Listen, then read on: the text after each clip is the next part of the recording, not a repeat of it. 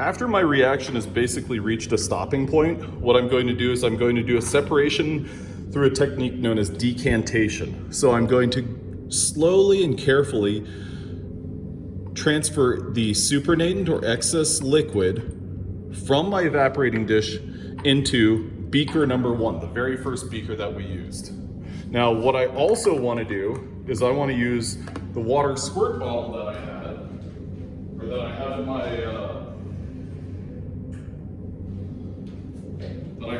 equipment bin, and transfer some deionized water into my evaporating dish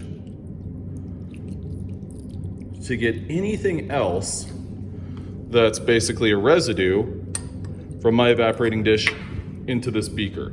So in this beaker I have some hydrochloric acid and some of my carbonate ions and some calcium ions.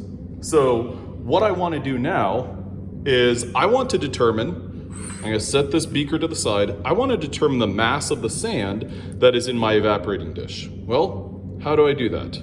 I've got sand and I've got water in this evaporating dish. Well, I've also got a hot plate. What I'm going to do is very carefully move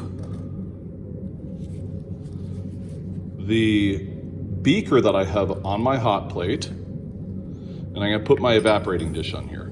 Now that evaporating dish is going to heat up, and any of that water that's on here is going to boil off and evaporate, leaving behind only the sand.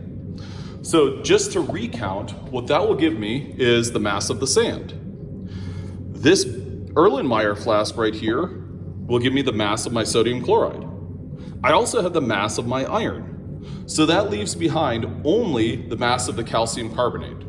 And I'm going to figure that out by the last portion of my experiment.